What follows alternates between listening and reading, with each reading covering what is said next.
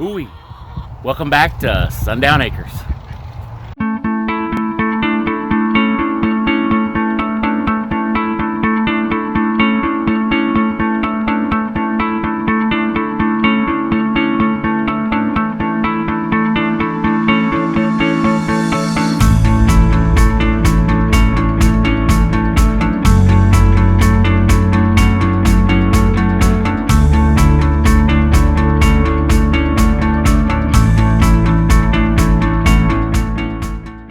Well, how's everybody doing today? I'm gonna fix to be heading out to Emory. I got a little ranch down there that has some mineral tubs that I'm gonna be picking up, and that's what I'm gonna be using in my greenhouse. I still haven't received my plastic yet.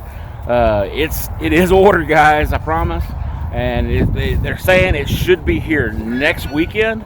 So hopefully that'll be our next video of me actually installing the greenhouse plastic, the door, the window, and being done with the greenhouse. And with that, we would be able to start setting up our wicking buckets. So I'll need to get me some of those wicking buckets or some of those mineral tubs to be able to set up a wicking tub, and hopefully everything starts progressing and we'll be able to start planting some plants. It's end of November 20th today, Saturday afternoon, right, really. So we're going to be headed out to Emory, picking those up, coming back, and I still have to see if I can catch Miss Escape Artist, Miss Polly. So, guys, we're going to head that way.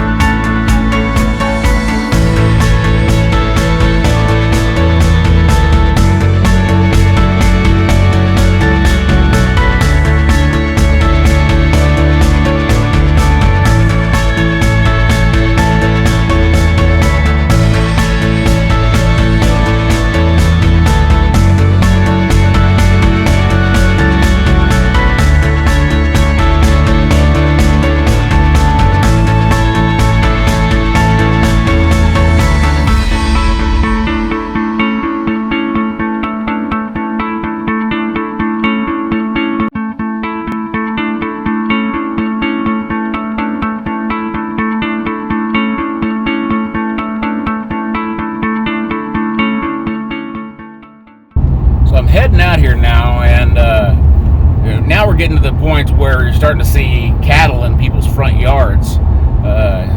So I know I'm getting into ranch country out here. There's a lot of open land out in this part of Texas, and like this couple here that I'm going to see, so they've been in this. They're in their 80s, and they apparently have been in this business a very, very long time.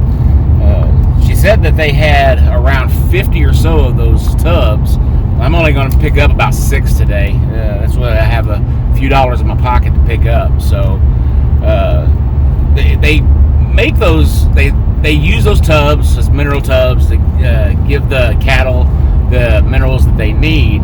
Well, then they have all of these tubs laying around. When you have 200 or 300 head of cattle, you'll go through quite a few of those tubs.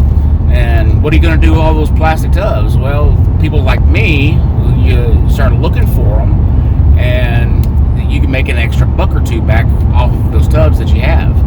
So if you can find you a rancher around you, you can. I found these folks on Facebook, and I'm hoping that I get a pretty good deal on them. Maybe they'll cut me a break on a few extra ones for the same money, but we'll see. And we're almost there. We only got a couple more miles to go.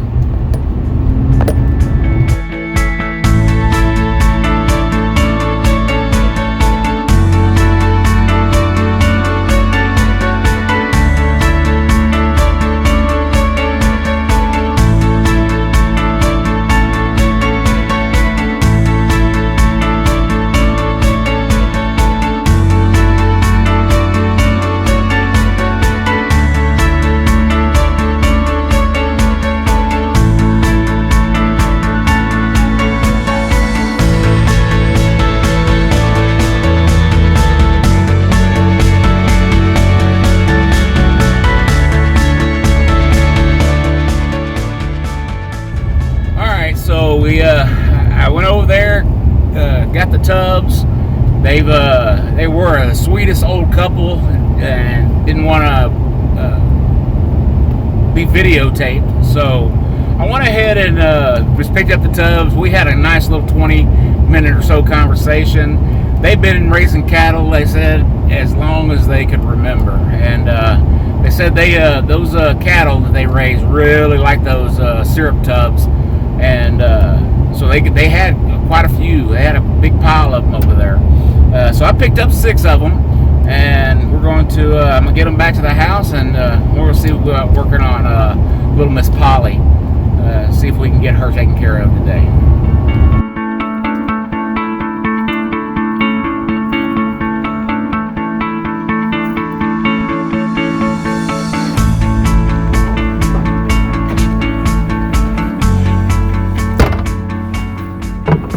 So, I think that's going to make a pretty good wicking tub.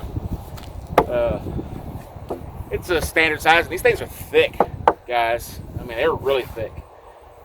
We'll drill a hole 3 inches up, put a couple pieces of 4-inch pipe, some landscape cloth, and fill it with potting mix.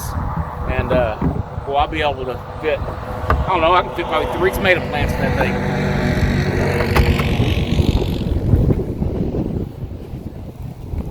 So I set the incomplete tubs, wicking tubs, in the incomplete greenhouse to kind of show y'all how it's going to be set up. And this, I've only got 7 tubs right now, but we're going to do 7 tubs along this side, 4 tubs in the middle, and 7 tubs along the other side.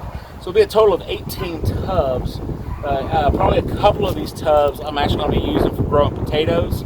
And being that I have a greenhouse, I'll be able to grow those. And don't need a wicking tub for growing potatoes, because you put your dirt or your soil in the bottom about 3 or 4 inches.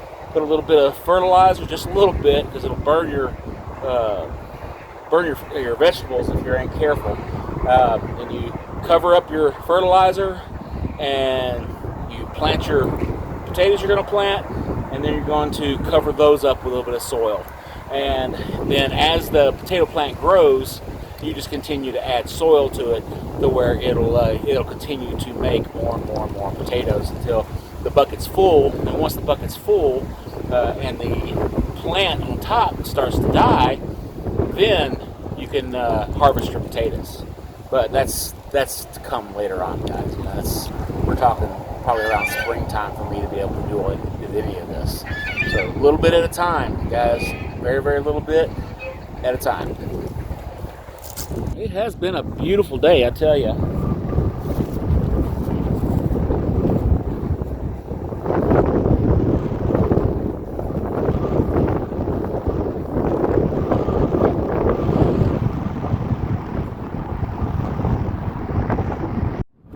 Now, I had her in the stanchion once already, and she's already jumped through the stanchion.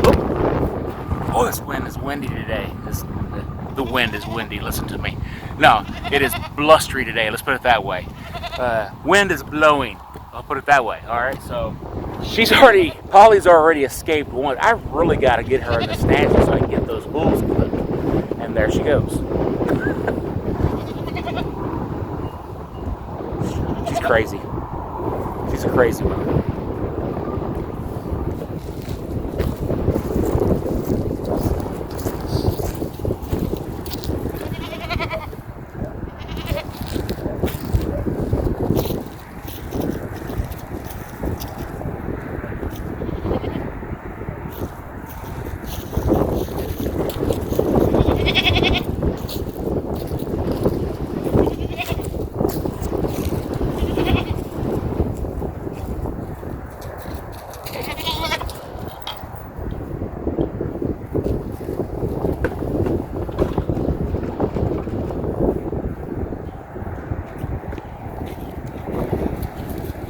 She wants that feed, but she doesn't want to get locked in the stanchion to get it. See what else I can do here. I have got to come up with a better plan than this little stanchion, because they do not want to go into it. Every time I do get them to go into it, poly escapes. Now, I can't afford one of those really expensive steel stanchions they make specifically for goats, so I try to build mine out of pallets. And I'll leave a link up here for where I did build that for this. But for wild goats, I don't think this is really going to work that well. Maybe when as I start raising the offspring, and they have a lot more human contact at a lot of younger age, they very well may, be able to, go onto the stanchion just by feed. I'm pretty sure there's ways for me to go about this and it'd be a lot easier, but I just don't know what they are. So if you got any ideas, guys, leave a comment down below, man. But believe me, I could use the help.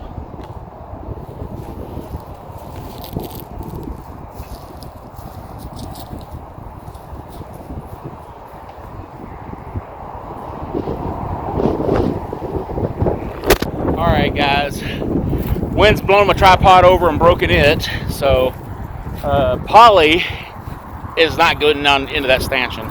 I'm going to have to do it manually, actually grab her and put her in there as it sits right now. I can't get nowhere near her. So, guys, the title of today's video is going to be a little bit at a time, right? So, I go out and I'm doing just a little bitty bit on my little homestead every day. I can't stay working out here all the time. I have family to spend time with, and I come out here and do a little bit of work on the weekends, usually on both Saturday and Sunday, and try to get things done. Like today, traveling to get those tubs. That's pretty much the only thing that I really got done today. I mean, animals got fed, they all got fresh water, but as far as completing any projects, didn't happen. But that doesn't mean that you're going to always get a project completed. At least you can do is work towards something, right? So get that little bit of done every day, a little bit at a time, and you'll get there. I'm a long way from being there, but the only thing we can do is try. All right, guys, thanks for watching today's video, and hope you like, subscribe, and share the video, and we'll see y'all next time at Sundown Acres.